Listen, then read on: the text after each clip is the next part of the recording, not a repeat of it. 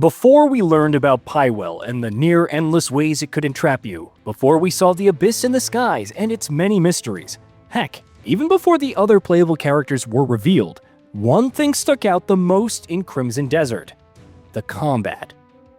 Sure, the sight of Oongka and Kliff walking among a heavy breeze carrying autumn leaves by the dozens was stunning, but the second it got to tackling, stabbing, and body-slamming fools, it's clear there was something more to this.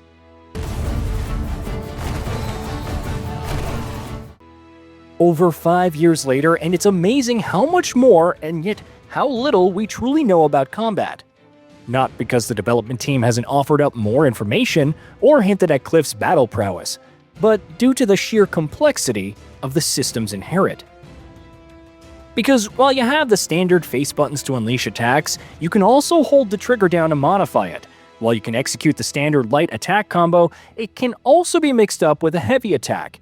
And that's before you start throwing in other variations, like transitioning into a force palm to push back a foe with your bare hands, or knee striking them in the face, to a thrust kick, and then tossing them off a building.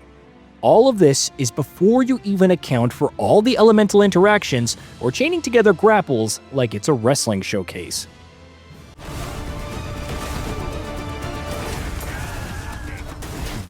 However, what really stands out to me is how many mechanics from the other games that can be seen in Crimson Desert, while it still delivers its own original gameplay. The first and most obvious point of comparison would be The Witcher 3. And not just because you ride around on a horse or fight in third person, among many other weapon choices, he can channel 5 different signs, from pushing back enemies with Ard to unleashing a stream of fire with Igni, after enough upgrades of course. In the same vein, Kliff can leverage 5 different elements, including fire, wind, ice, electricity, and what seems to be nature. So far, so blah, right? However, it also implements other notable features from Wild Hunt, like wrist-mounted crossbows and exploding arrows. Now, these aren't necessarily exclusive to that title, simply an example for comparison.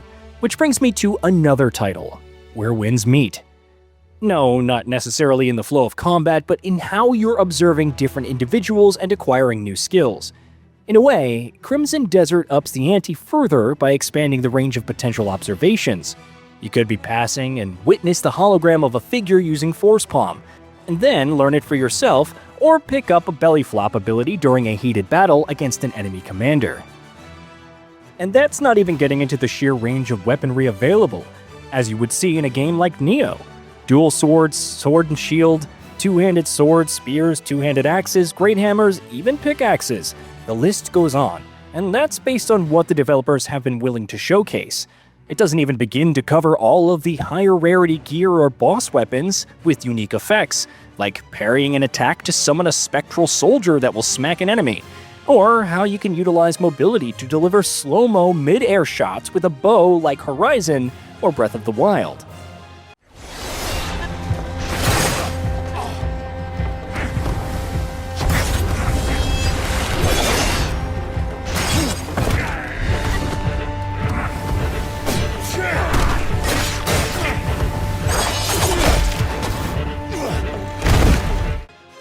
With all of the games that I've mentioned, and make no mistake, there are plenty of others, it would be easy to look at Crimson Desert and declare that it lacks originality, that it's not particularly innovative, but I disagree.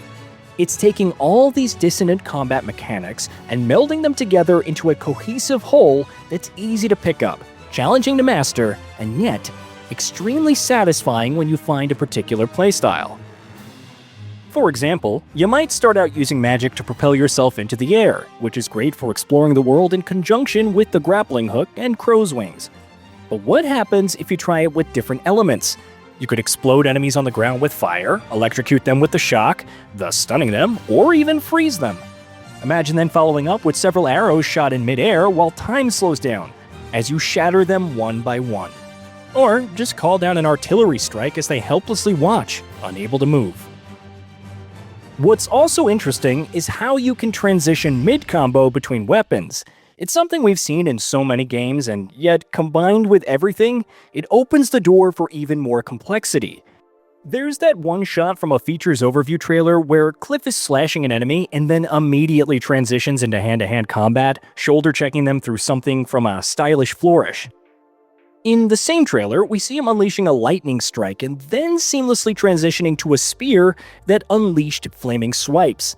And if you're someone who wants to specialize even further in CQC, it looks like you can infuse melee strikes with elements as well, if that charged attack, which knocks back surrounding enemies upon landing, is any indication.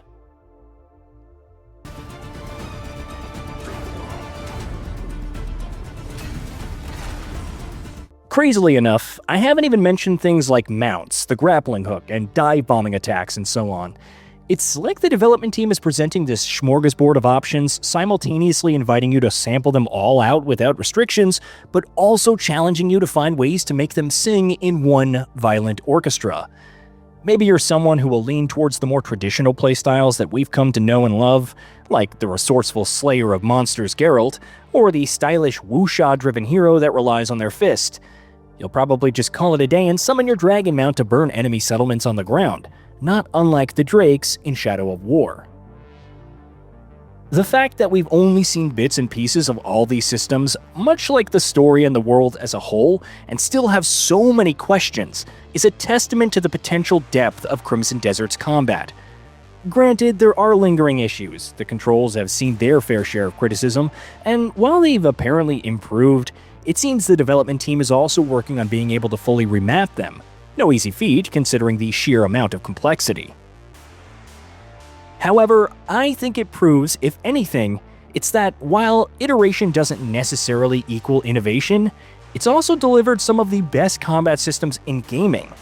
Elden Ring wouldn't have happened without Dark Souls. Cyberpunk 2077 may have looked pretty different without Deus Ex's influence, and so on. Anyone can shove any number of systems into a game, call it a combat system, and then break for the day. Sometimes the result seems decent enough but ultimately fail to really captivate the player. Just see Dragon Age the Veilguard.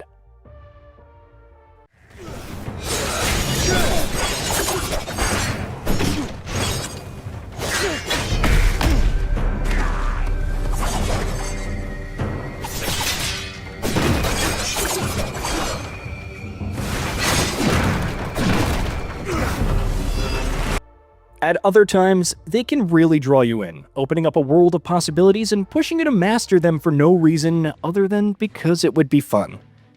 It would have probably been hyperbole to classify Crimson Desert as such back in December of 2020. All the pieces were there, but it still seemed rough. With how everything has come together since, it may end up setting its own standards when it launches in March. And even if it doesn't, you can bet we're going to have an amazing time picking apart its every nuance. Hey, did you know that we at GamingBolt upload new videos every day? Stick around, drop a like, subscribe, and hit that bell. And let us know what kind of content you'd like to see in the future with a comment below.